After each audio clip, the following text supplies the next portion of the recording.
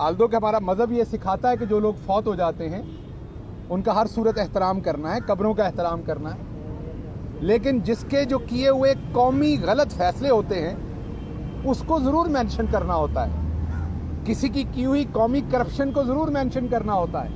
लेकिन हमारी कौम का एक अजीब ही रोमांस है मरे हुए लोगों से। किसी बंदे ने 500 कत्ल किया हो, मर जाए तो उसको बहुत ही ज़्यादा अजीम इंसान बना देते हैं। ज़रूर उसके लिए मगफरत की दुआ करें, हम सब ने मर जाना है, ज़रूर मरे हुए शख्स का एहतराम करें, लेकिन उसके किए हुए कौमी काले कारनामे तो बताना पड़ता है। क्या मीर जाफ़र, मीर सादिक को आज तक हम याद नहीं करते? क्या नबी करीम सल्लल्लाहु अलैहि वसल्लम के ज़माने में जिन लोगों ने कफ़ार की तरफ से जुल्म ढाए थे, हम उनको आज भी, हिंदा को हम आज भी उसके जो उन्होंने हज़रत हमज़ा रज़ी अल्लाह अन्हा के साथ किया था, क्या हम आज भी वो बात नहीं कहते? ते पुट्टो कित्थों तो कौम दा प्यो हो गया कि कोई गल नहीं करनी कि की करके गया सी। एक अजीब रोमांस बर्पा किया हुआ है भुट्टो के साथ। अवाम को असल जो अवाम को हिस्ट्री है वो बताई नहीं गई। रोज शाम को भुट्टो की डेमोक्रेसी के ऊपर लेक्चर दिए जाते हैं। कौन सा डेमोक्रेट था भुट्टो? एक आमिर की गोद में पला, खत मौजूद है जिसमें आमिर को डैडी कहा। ये ऐसे ही है जैसे परवेज मुशर्रफ साहब बाद में बहुत बड़े डेमोक्रेट हो जाएं। इसी तरह की बात भुट्टो की थी। मार्शल एडमिनिस्ट्रेटर रहा, फिर हमारे सर पे चढ़ के नाचा जाता है। 73 का आइन दिया था, ये सुन लीजिएगा जरा। उर्दू तर्जमा करूंगा क्योंकि यहाँ नून वालों की लाहौर से प्रेस कॉन्फ्रेंस कर रहा हूँ तो अंग्रेजी कमजोर है, फिर कुछ और समझ लेंगे, फिर मिठाइयाँ वंडन गए होते। 1973 में जो 73 का आइन हमारे सर पे बिठा के नाचा जाता है, जब वो आइन दिया गया तो उस आइन के हफ्ते बाद, 2 हफ्ते बाद, महीने बाद, 2 महीने बाद नहीं, सिर्फ 4 घंटे के बाद, कितनी देर के बाद? सिर्फ 4 घंटे के बाद भुट्टो साहब ने उसी आइन को सस्पेंड कर दिया। ये 73 का आइन हमारे सर पे चढ़ के नाचते हैं ना, ये मैं उस आइन की आपको बात बता रहा हूं। द ग्रेट डेमोक्रेट भुट्टो साहब को अल्लाह जन्नत में जगह दे, उनकी मगफरत करे, उनके दर्जात बुलंद करे। हम उनका एहतराम करते हैं, वो फौत हो चुके हैं, लेकिन जो उनके काले पॉलिटिकल कारनामे वो बताने पड़ेंगे। सो जो भुट्टो साहब हैं उन्होंने 4 घंटे में वो तमाम चीजें सस्पेंड कर दी। अब जरा सुन लीजिएगा क्या। Article 233, the president is please to declare that the right to move any court including the right to move to the supreme court vide clause 3 of article 184 for the enforcement of fundamental rights provided for in Articles 10 safeguard as to arrest and detention, freedom of movement। शायद चौधरी साहब सारा सुनना ਤੁਹਾਡੇ ਬਾਰੇ ਵੀ ਹੁਣ ਭੁੱਟੋ ਸਾਹਿਬ ਕੁਝ ਫਰਮਾਨ ਲੱਗੇ ਨੇ। Freedom of movement, freedom of assembly. ये जो टेस्ट ट्यूब बेबी कल परसों असेंबली लगा के नहीं बैठा था लोगों को इकट्ठा करके, इकट्ठ करना, बिलावल की बात कर रहा हूं। ये जो सियासी टेस्ट ट्यूब बेबी है बिलावल जरदारी, ये अपने इनके नाना के जमाने में ये असेंबली अलाउ नहीं थी लोगों को इकट्ठा करने की। अब मेरे जरा जर्नलिस्ट दोस्त भी सुन लें, आपने अगर तारीख पढ़नी है तो पुराने आपको सहाफियों से बात करनी पड़ेगी, आपको बात करनी पड़ेगी चौधरी गुलाम हुसैन से, आपको बात करनी पड़ेगी मुजीबुर रहमान शामी साहब से, आपको बात करनी पड़ेगी उस दौर के सहाफियों से। वो आपको बताएं, नुसरत जावेद साहब से कर लें बिल्कुल, अब वो आपको बताएं कि भुट्टो साहब कितने बड़े डेमोक्रेट थे। ये हमें मत बेचे, ये नया मंजर हमें ना बेचे। भुट्टो को ऐसे ग्लैमराइज किया हुआ है, इतना वड्डा कितने रावण ओडो, कोई ऐसी बात नहीं थी भुट्टो साहब की। मुखालफिन को कत्ल करवाया, मुखालफिन को जेलों में फंकवाया, जर्नलिस्टों को जेलों में फंकवाया, हर बुरा काम उन्होंने किया था अपने इख्तिदार में। तो freedom of assembly, freedom of speech जो आपसे रिलेटेड है, वो सब कुछ उन्होंने सस्पेंड कर दिया। तमाम जो फंडामेंटल राइट्स थे वो सस्पेंड कर दिए। कितनी देर के लिए? अपने सारे टेन्योर में उन्होंने उन राइट्स को, सर जी गल सुन लो ना, ही सुनना आए हो मेरी जान, सुन लो फिर। वो तमाम राइट्स उन्होंने सस्पेंड कर दिए भुट्टो साहब ने। और वो कब बहाल किए? वो फिर कभी बहाल नहीं किए अपने दौरे इक़्तिदार में, जब तक कि वो तख्तादार पे उन्हें फांसी नहीं दे दी गई। गलत फांसी दी गई थी, नहीं देनी चाहिए थी। मैं इस चीज के साथ नहीं हूं। जो भुट्टो साहब के साथ फांसी देने का काम किया गया जिस जुर्म में, गलत था, लेकिन ये जुर्म उनके थे। हमें उनको हीरो बना के पेश ना करें।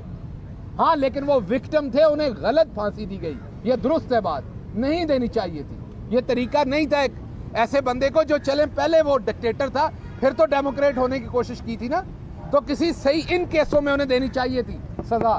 फ्रीडम ऑफ असेंबली मुअत्तल करने की, फ्रीडम ऑफ जो स्पीच है उसको, फंडामेंटल राइट्स को, पाकिस्तान को तोड़ने के जुर्म पे सजा देनी चाहिए थी अगर देनी थी तो ये ग्लैमर हमें ना बेचे पीपल्स पार्टी वाले। अगली बात मैं कर दूं, आज सियासी टेस्ट ट्यूब बेबी ने कहा है कि खातून अव्वल जो है उनको पैसे दिए बगैर पंजाब में कोई तकर्री नहीं होती। आपकी फूफी जो है वो तो जेल काट चुकी हैं, जेल से हो आई हैं, उनके कारनामे भी सबको पता है, वो कैसे थदियां लेके पैसे लेती हैं। उनके ऊपर लोगों ने इस चीज़ के ऊपर गवाहियां भी दी हैं, बातें भी की हैं। अगर आपके पास कोई सबूत है खातून अव्वल के बारे में तो आप ज़रूर लेके आइए, वरना आपको तंबीह करते हैं कि घर की ऐसी खवातीन जो सियासत में नहीं है उनके बारे में मुग़ल्लज़ात ना फरमाएं, वरना फिर आपको जवाब उसी टोन में मिलेगा। हम एक चीज़ के कायल हैं, आप सियासत, मसलन मरियम सफदर साहब हैं, सियासत में हैं, हम उन पे बात करते हैं, सियासी हद तक बात करते हैं। हम उनके ज़ाती, उनकी जो ज़ाती पर्सनैलिटी है उस पर कभी बात नहीं करते। अल्लाह उन्हें इज्जत दे, वो एक औरत है, हमारे लिए मोहतरम है। आसिफा भुट्टो है, एक औरत है, हमारे लिए औरत के तौर पर मोहतरम है। सियासत करेंगी आपकी वालदा, अल्लाह उनके दर्जात बुलंद करे, लेकिन वो करप्ट थी, उन्होंने करप्शन की थी। ये कोंडालीजा राइस की किताब में लिखा हुआ है, ये तो मैं इनकार नहीं कर सकता।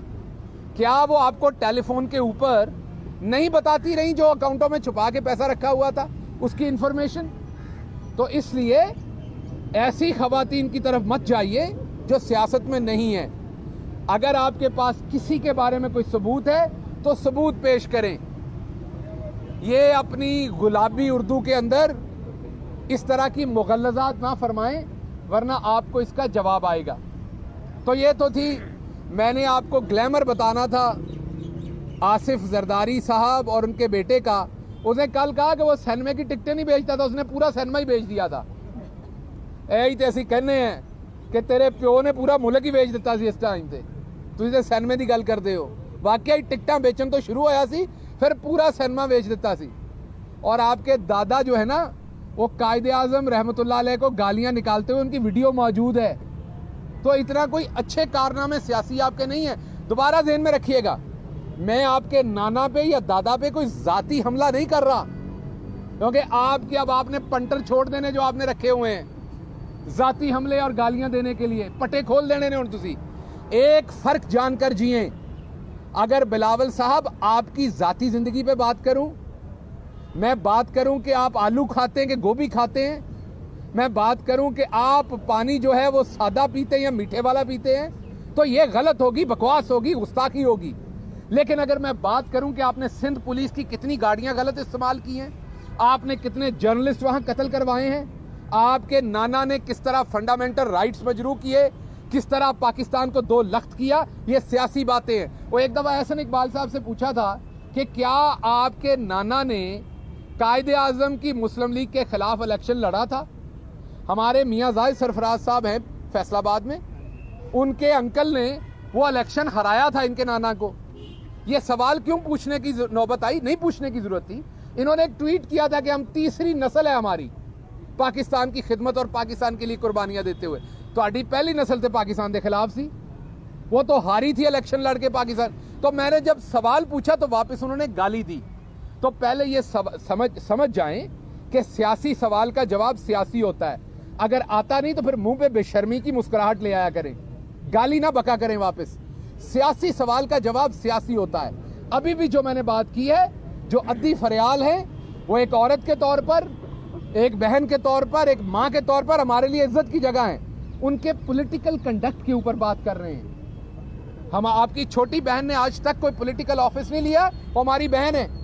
आपकी जो आपसे छोटी बहन है, उन्होंने कभी कोई पॉलिटिकल ऑफिस नहीं लिया, बख्तावर साहबा ने, हमारी बहन है, इज्जत की जगह है। हम कभी गलत बात ही, हम तो ये बात भी नहीं करेंगे कि उनको आप प्रोटोकॉल देते हैं सरकारी या नहीं देते। हम कभी ऐसी बातें आपके साथ नहीं करते। लेकिन आप हमारी घर में बैठी औरतों को ऐसी बकवास करेंगे तो फिर आपकी 7 नस्लों की जो सियासत है उसको आवाम के सामने रखा जाएगा। ਹੁਣ आज पहले तो थोड़ा दस दईए जो तो इंटरस्ट है एडा आज प्राइम मिनिस्टर साहब की इंपॉर्टेंट मीटिंग्स है। एक बहुत ही इंपॉर्टेंट मीटिंग हुई है, साउथ पंजाब के लिए एक नया पैकेज लेके आ रहे हैं जिसमें साउथ पंजाब का जो ईस्ट और वेस्ट की कनेक्टिविटी है उसके जो बड़े रोड्स हैं उनकी बात है, जिसमें बहावलपुर को मोटरवे के साथ जोड़ने की डुअलाइजेशन की बात है, जिसने और ऐसे बड़े प्रोजेक्ट्स हैं, बड़ी सड़कें हैं, बड़े मंसूबे हैं, उसके ऊपर बातचीत हुई है, बैठक हुई है चीफ मिनिस्टर की और गवर्नर पंजाब की प्राइम मिनिस्टर से मुलाकात हुई है। शमशाम बुखारी साहब की और आसिफ नकई साहब की प्राइम मिनिस्टर से अलग मुलाकात हुई है। और इन तमाम मुलाकातों के अंदर जो मौजूदा सियासी सूरत हाल है, जो ये अपने बैरूनी आकाओं के कहने पर किया जा रहा है, और मकसद एक है, अभी फवाद चौधरी साहब ने बताया है, मकसद एक है कि पाकिस्तान में अगर कोई इदारा रह गया है जो पाक फौज का है तो उसे भी पंजाब पुलिस बना लिया जाए, वो भी इनको सलूट मारे और इनकी मर्जी के ऊपर अपॉइंटमेंट्स करें। जो नवाज शरीफ ना कर सका वो अब दोबारा इस हल्ले से आके वो करने की साजिश है अपने बैरूनी आकाओं के नाम के ऊपर।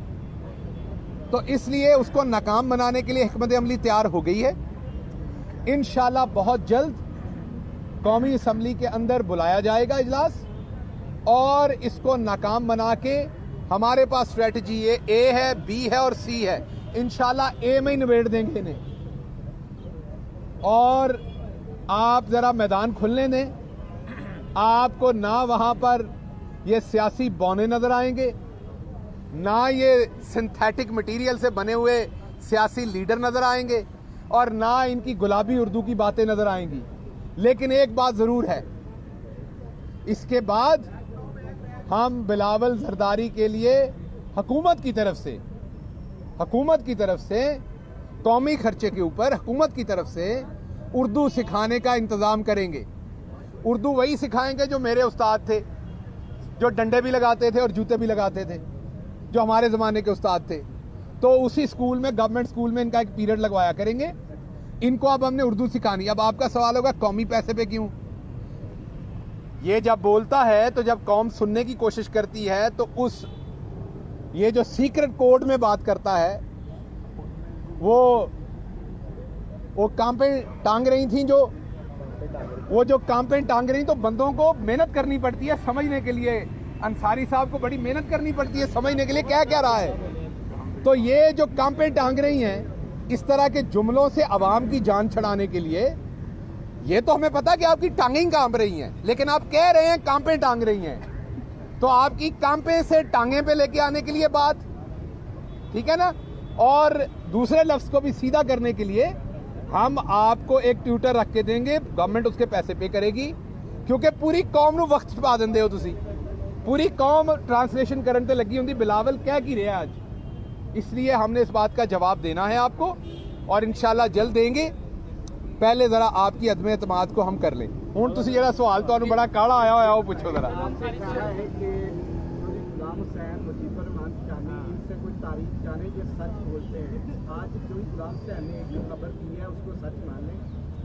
देखिए, मैंने तारीख की बात की है, मैंने मुस्तकबिल की बात नहीं की। चौधरी गुलाम हुसैन इस मुल्क के मंजे हुए, चौधरी गुलाम हुसैन मेरे इस यार कभी पासे तो भी जा लेने दिया करो गल।